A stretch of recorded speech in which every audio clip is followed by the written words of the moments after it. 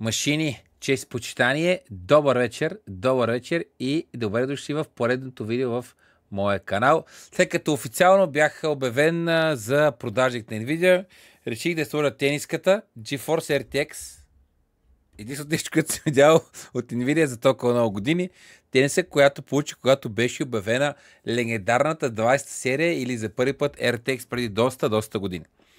Сега в днешното видео, тъй като нашите 50-60 видеокарти ще дойдат по-късно тази седмица и с Grandmaster Стойко ще направим нашите тестове и ще дадем вече коментар на база това, искам да стъпя на идеята за това как в момента, първо, че долара играе страшно много в полза на Nvidia, второ, реално Nvidia постигат нещо, което поне за мен лично е изненада. И това е, че лев FPS е в полза на потребителя и то с видеокарта 50-68 гигабайта, или поне така излиза от ревютата и тестовете, които направиха австралийците от Hardware Unboxed, които аз наистина ужасно много уважавам заради това, че са изключително пунктуални и изключително честни и бих казал критични в това, което правят. Какво искам да ви покажа и защо смея да твърдя, че Nvidia негласно също ни казва, че 8 гигабайта не стигат, ама тая памет трябва да се оттика, ако ме разбирате за какво става дума. Скачаме в момента на моя екран. Ето как стои към момента 5060 и 4060, съответно ETI версиите в момента. Гледаме 5060. Значи един бърз чек. Забравяме всичките DLSS, MFG, Multiframe Generation и така нататък. Просто гледаме чисто какво има тая карта. 5060 има 3840 куда ядра спрямо 3072 на съответно RTX 4060. Или ако направя бърза сметка с калкулатора, ще видим, че реално имаме 20% повече куда ядра. Оттам нататък пулскока ни е малко в повече, паметта ни е GDDR7 спрямо GDDR6, оттам memory clock ни е съответно по-бърз, оттам съответно и memory bandwidth ни е по-бърз, ватовете са ни същи един 8-пинов конектор. Но тук, само гледайки хардуерно, виждаме представянето отгоре, който е заложен от Nvidia, или, да го кажем така, очакваме средно 20% повече. Защото куда ядрата са 22% повече, плюс като добавим и по-бързата памет, скоростта, която ще мине, може би 20% повече над 4060. Нали така? И тук, ако направим едно друго бързо сравнение, обърнете внимание, че boost clock почти е равен на 4060 Ti, реално повече към, но вижте разликата в куда ядрата. 3840 спрямо 4352, което означава, че погледнато така имаме в същото време, само секунда, имаме 12% по-малко куда ядра от 4060 Ti, 20% повече от 4060, но тук имаме по-добър memory clock, по-висок и memory bandwidth ни е доста по-бърз като трансфер, който минава. И от тук, нали, по усъвършенствана архитектура, нещата са ясни. И какво показаха тестовете? И нека това да го обърнем в практика. Стъпвам на тестовете от Hardware Unboxed и какво виждаме? На Full HD, много интересно, 5060 в зелено е с 22% по-бърза от 4060. 22% по-бърза. Тоест, тук ни се запазва реално съотношението в куда ядрата и дори имаме и процент отгоре, който пак идва от DDR7. Погледайки малко в детайли, 3060 Ti е по-бавна, нали, ясно е, с почти 10%. Дори ги имаме 10% от 5060.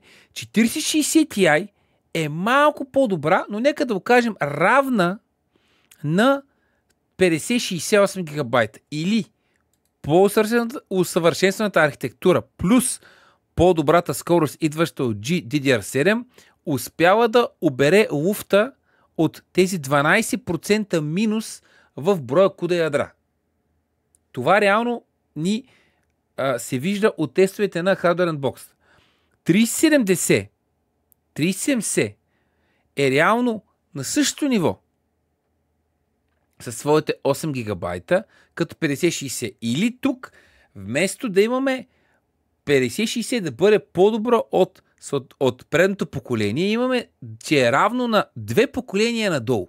Или вие, ако имате 3070, все едно имате в момента 5060. Това реално ни показват нещата.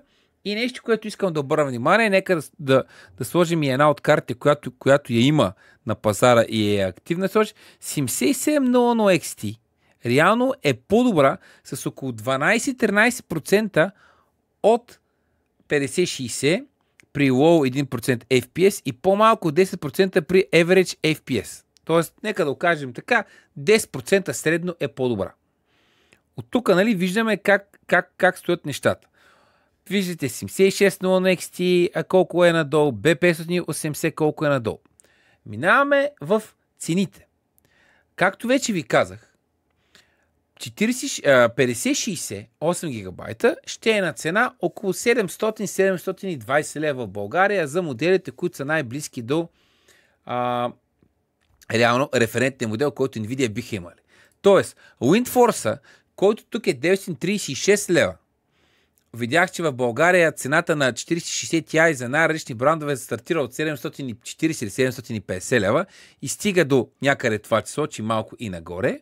Същия този модел в изпълнение 5060 WindForce 8 гигабайта GDDR7 на Nvidia, които реално ще дойдат до 2-3 дни при нас, ще бъде на цена от 720 лева. Или само тук, сверявайки ги нещата, единичните модели, говорим за една разлика в цената в порядъка на около 20%.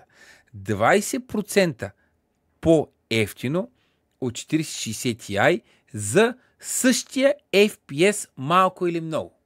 Ето това е много интересно. Ако отидем на 3070, BioStar все още правят такива нови видеокарти, виждаме, че реално малко или много процент е същия, имайки преди, че тук говорим за 8 гигабайта GDDR6, 256 бита, обаче тук ни е шината. И сега, разглеждайки вече по-детално за какво става дума, отиваме на 7700 XT, която е карта, която е 25% по-скъпа като цена, но 10% ни носи повече FPS. Да, и е с 12 гигабайта VRAM. Говорим си на ниво Full HD. Или до тук излиза, че 5060 ще е при всички положения най-доброто предложение, което са вадили някога за ден едно Nvidia. Това е истината. Ако сравним стартови цени на 3060 Ti, ако 3060 там 192 битова шина, 12 гигабайта VRAM, там бяха едни други времена. Ако видим и стартовата цена на 4060, за първи път реално ще имаме най-достъпна цена от Nvidia. Просто го казвам като факти. Пък нали, вече бях наречен продажника на Nvidia. Продари си живота за една видеокарта. Така. Но вижте сега какво става нататък. Отиваме на ниво 2K. Сега вижте къде отиваме на ниво 2K. При ниво 2K, не че казвам, че тази карта е за 2K, но съм длъжен да го покажа. Имаме изравняване между 5060 и 4060 Ti. B580 реално е на същото ниво като 5060, защото какво машини? Защото B580 видеокарта на Intel, че забравих да ви скоча. B580 видеокарта на Intel има 12 гигабайта VRAM и 192 битова шина и е на цена 679 лева, което означава, че за 2K тази карта, реално като FPS, ще дава това, което дава 5060. Тук цената е еднаква. Ако на ниво Full HD 5060 е много по-смислена от B580, смисъл, вижте за какво става дума, тя разликата е 20%, че и повече. Нали? Тук реално при 2K, вече когато VRAM става определящ това, което казвам, нещата вече... Ей сега, татенце! Викама Мишока. Ей сега ще дойде, татенце, изчакаме само. Оттам нататъка отиваме на ниво 4060 Ti извинявам се, 3070, 5060 и 4060 Ti ни идват абсолютно на едно и също ниво. Тоест, това, което си го говорим и при Full HD варианта. И вижте как скока в VRAM, защо казваме, че на 2K вече VRAM започва да играе. Вижте 4060 Ti колко и отива. Вижте 7700 XT карта, която е за 10% повече FPS на Full HD. Тук се изстрелва. Буквално се изстрелва на феноменалните 32% нагоре FPS 1% low, 32% или означава, че на 2K ниво 7700 XT лев FPS е по-смислена от 5060. Затова но изключително хубава и детална таблица от Harder Box. Евала на австралийците. От мен е едно огромно благодаря. Наистина си седнали и са ги нацъкали нещата. И нали, в същото време трябва да видим, че 50-60, нали, виждате къде е 40-60, 30-60, нали, това вече не го коментираме, въпреки че 1% low, бъдете внимание, разликата между 30-60 и 50-60 тук заради повечето VRAM почти няма, просто идеята е, че тук вече мощта се казва при 2K спрямо 30-60. Така че това е изключително интересно, че Nvidia задават карта, която лев FPS на ниво Full HD, поне това, което се виждаме от тук от таблицата, ще е най-смисленото им решение от кое поколение? 20-та серия, там някъде бях като лев FPS, обаче там FPS ще е много нисък, нали, на фона на сега. 30-60, 40 не, значи наистина това може би, откакто има RTX, можем да окажем това гръмко изявление, колкото да ви звучи абсурдно. Откакто има RTX машини, това е най-добрата видеокарта с 8 гигабайта, която Nvidia са пускали за ден едно по формулата лев FPS. На най-добра цена срещу това, което ще получите. Изненада. Аз да ви кажа честно, съм изненадан. Изненадан съм колко силно се представя тази видеокарта. Но нека да не забравяме и нещо, което все пак е и част от това видео. Имаме едни леки проблеми, за които казаха видеокартс, нали, с драйверите. Само една секунда. Къде беше тази интересна статия? Само една секунда. Ето ги. Не, това е за драйверите. Имаше, че драйверите продължават при 5060 и 5060 Ti и Nvidia веднага са пуснали много бърз фикс. Ето го. Стъртан с някой дана, 5060 Ti и 5060 не могат да сработят както трябва и се трябва BIOS апдейт. И тук има официално изявление от Nvidia. Все пак казвам да го имате пред за какво става дума, само че аз не го показах. Ето го. 5060 Ti, 5060 могат да имат проблеми с определени дънни платки. Има BIOS Fix, има официално изявление, GPL, UEFI, firmware, така че имате го предвид. Че черен екран не може да се рестартира, просто да го имате предвид така като нещо, което се случва. Или какво стана? Поне мен Nvidia ме изненадах. Чакам да дойдат картите, чакаме да видим реално тестовете, но на първо четене за Full HD това е картата, ако нямате bottleneck от VRAM. Това е много важно. И вече виждате, че тази карта за 2K абсолютно не става. В 2K започва да губи много по формулата лев FPS. Така че, интересно. Просто, интересно. Наистина Nvidia задава тона.